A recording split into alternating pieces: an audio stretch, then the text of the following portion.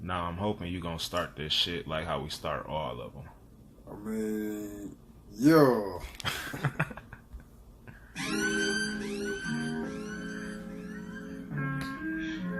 Almost forgot. It's no worries. The podcast, bitch. Yeah. We just on our instrumental and shit today. I got my one flick big. Listen, it's lit. Hey, more money, more problems. More guns, more violence. I smoked a couple of blunts. I feel like me. Hey, hey.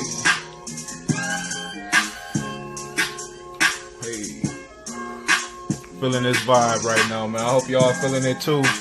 Y'all getting ready for work or getting ready to do whatever the fuck y'all finna do. I hope y'all fucking with the vibe right now, cause we could use it. Got a vibe. Now I'm gonna go ahead and get right into it.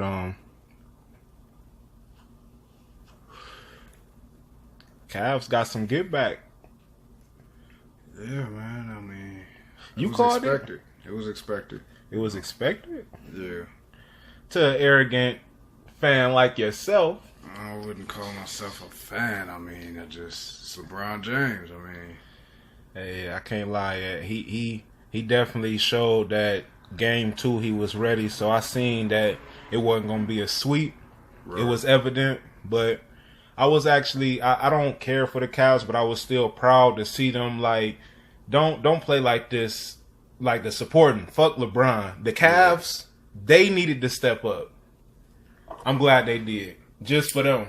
Like, they needed to. Badly.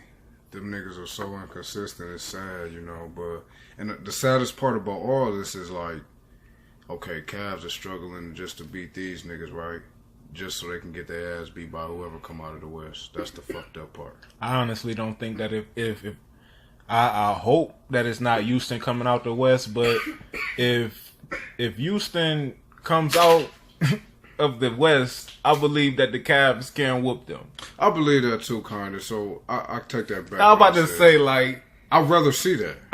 I would go for that. That's a better. That's an actual better series. But me being a Draymond fan, I can't agree on that one, man. I want him to keep going hard until he can't go hard no more. Every time you say that man's name, something in me just. I can't keep on saying like Warrior this, Warrior that. I have to let it be known like that's the motherfucker who I roll with. So motherfuckers know like, yeah, I fuck with the Warriors because I fuck with him, and you know that nigga ain't going nowhere. You know that nigga is embedded in that system and shit. So, you know, I've been hearing a lot of bullshit. Before they started, they said that there was rumors Draymond could possibly get traded if, you know, they don't win this year. What you think? I don't know where the fuck them rumors came from. I mean, shit. I mean, they were saying the same thing about Clay and all that.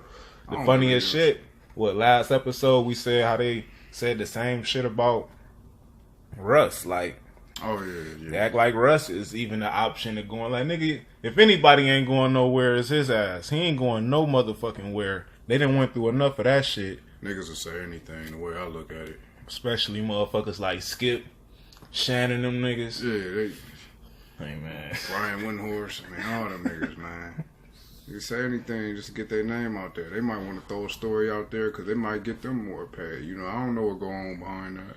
Hey man, do a quick ass little Shannon impression for the people, man. They gotta know that Shannon Sharp is in the building. They need to know Shannon Sharp could be right here any second. Dude, he be Skip. You trying to minimize the king, Skip? Don't do that, Skip. Throw the 9 and 10. But he barely wins a game. He just. Oh, Skip, you know the king is the king. Don't try to play that.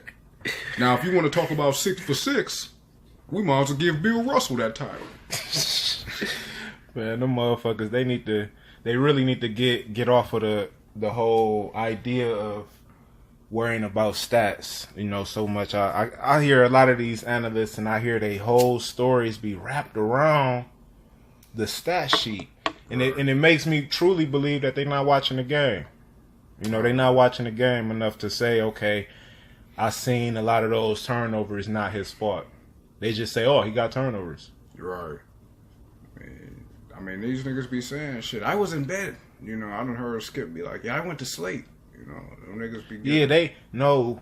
This the thing. You let them talk long enough, the truth comes out. Right.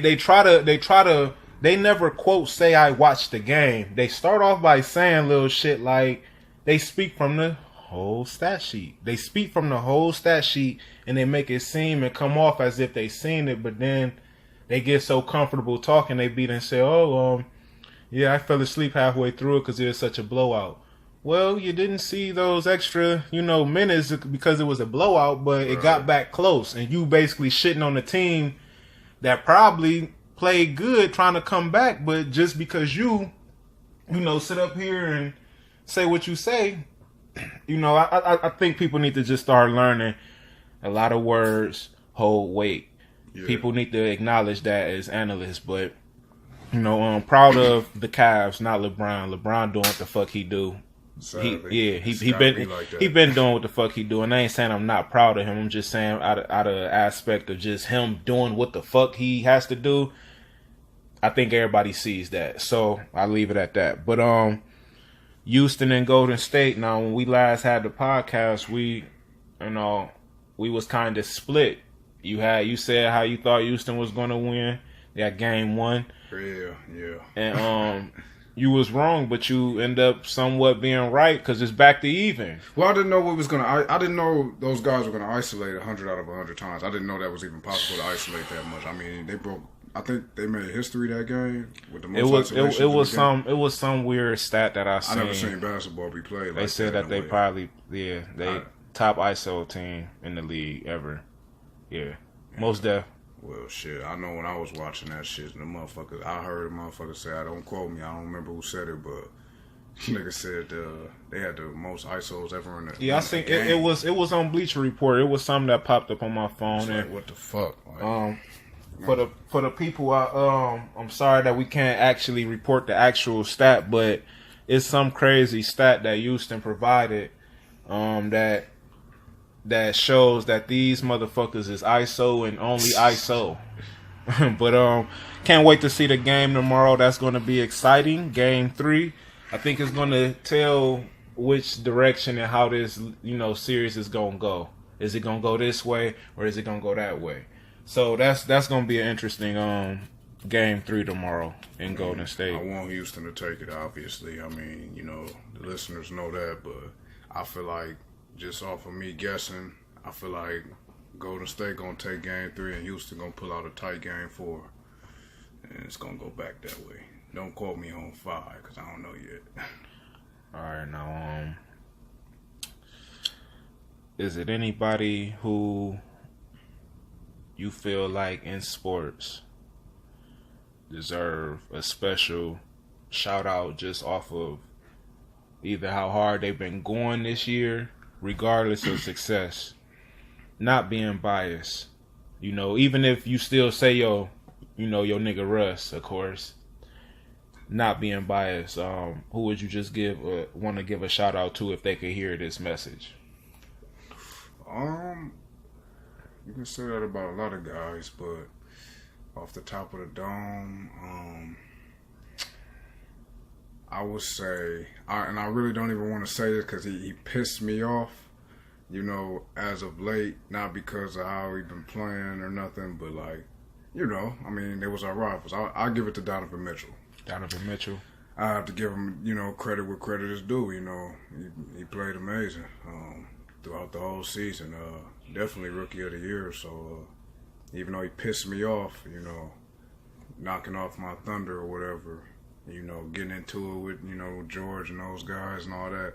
I got to give credit to his game, so it would be Donovan Mitchell, That's good respect. That's off the top of the dome. If I had more thought into it, I might have not picked him off jump just because of, the situation. We should be in the playoffs still. Yeah. But that's another story, so. If I could give props to anybody right now, it'd be LeBron for having a tone that I ain't think he would have.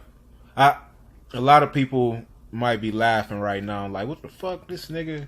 You know, it's LeBron, nigga. Yeah, The it's LeBron. Like, what the fuck? But me, I find myself looking at LeBron like an actual human. I don't look at him all the time like he's that superhero, though he proves to be that. You know, on the court, I look at where he could crack first. Yeah. You know, and when you're talking about that, I feel like you're talking about him being in this place where he's happy. You know, that could crack first. That's what's, you know, the question mark next. But just far as how much he ain't cracked and caring about, oh man, these motherfuckers want to team up, nigga. Remember that they teamed up to really get at you. Right. So you should be more flattered by a lot of this fiasco bullshit. Niggas like KD is getting called a snake on your terms. Yeah. You ain't even get called one. That's the way you gotta look at it. You know what I'm saying? I know you say that's the way you gotta look at it, but hey, I'm just saying that right there, that's just how you look at it. I'm talking about off everybody aspect is hard to speak on. That right there, you can't say everybody agree on, you know, on KD being a snake, you know, but what you can agree, what everybody can say is the man left. The man left, and he left and went to a team that, you know, that whooped him. Now, I know that most people can agree on that's not the best look. Sucker! You know, so what I'm getting at is with all of these people reacting to LeBron and, you know, the shit that he did in Miami and then coming back even